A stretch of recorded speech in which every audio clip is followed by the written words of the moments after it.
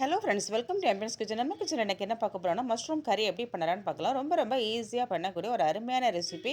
இதை பார்த்தீங்கன்னா ஆப்பத்து கூட, சப்பாத்தி கூட, அப்புறம் கல் தோசை கூடலாம் சூப்பரான காம்பினேஷன். வாங்க இதை எப்படி பண்ணலான்னு பார்ப்போம். இது பண்ணுறதுக்கு ஒரு வாணலி அடுப்பில் வச்சுருக்கிறேன். வாணலி நல்லா காஞ்சிச்சு. இதில் பார்த்தீங்கன்னா ஒரு டேபிள் ஸ்பூன் அளவுக்கு எண்ணெய் விட்டுக்கலாம்.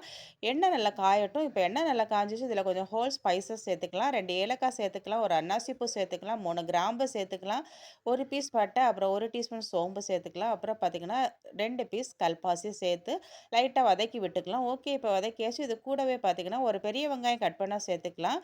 அப்புறமா இது கூடவே 2 பச்சை மிளகாய் சேர்த்துக்கலாம். அப்புறம் பார்த்தீங்கன்னா இஞ்சி 2 துண்டு கட் பண்ண சேர்த்துக்கலாம். 5 பல்லு பூண்டு சேர்த்துக்கலாம். முந்திரி ஒரு 10 போல் சேர்த்துக்கலாம். சேர்த்து இதை நல்லா வதக்கி விட்டுக்கலாம். இப்போ நல்லா வதங்கிடுச்சு. இப்போ பார்த்தீங்கன்னா இது கூட கசகசா 1 டீஸ்பூன் அளவுக்கு சேர்த்துக்கலாம்.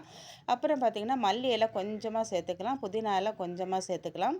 அப்புறம் பார்த்தீங்கன்னா இதில் துருவின தேங்காய் ஒரு 1/4 கப்பு சேர்த்துக்கலாம். சேர்த்து நல்லா இதை வதக்கி விட்டுக்கலாம். இப்போ ஓரளவு வதங்கிடுச்சு.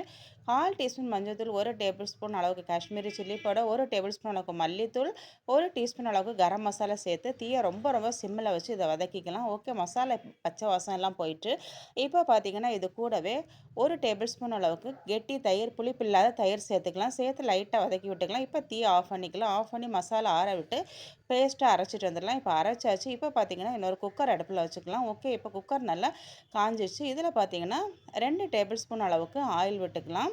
ஓகே, இப்போ ஆயில் நல்லா காஞ்சிச்சு. ஆயில் காஞ்சதும் பார்த்தீங்கன்னா நம்ம ஆனியன் வேணும்னா ஆனியன் சேர்த்துக்கலாம். இல்லை நம்ம அரைச்சி வச்சோம் அந்த மசாலையை அப்படியே சேர்த்துக்கலாம். ஓகே, இப்போ நான் அரைச்சி வச்சு அந்த மசாலா சேர்த்துக்கிறேன்.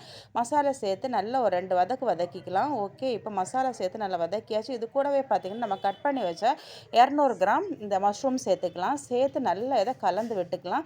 கூடவே 1 டீஸ்பூன் அளவுக்கு உப்பு சேர்த்துக்கலாம். உப்பு சேர்த்து நல்லா இதை கலந்து விட்டு மிக்ஸி ஜார் அலசி கொஞ்சமாக தண்ணி சேர்த்துக்கலாம். தண்ணி சேர்த்து இப்போ நல்லா இதை கலந்து விட்டு மூடி போட்டு ஒரு 2 விசில் விட்டு எடுப்போம். ஓகே, இப்போ பார்த்தீங்கன்னா மூடி போட்டாச்சு. 2 விசில் வரட்டும். இப்போ 2 விசில் வந்துச்சு. இப்போ பார்த்தீங்கன்னா நம்ம கறி வந்து ரொம்ப ரொம்ப சூப்பராக ரெடி ஆயிடுச்சு.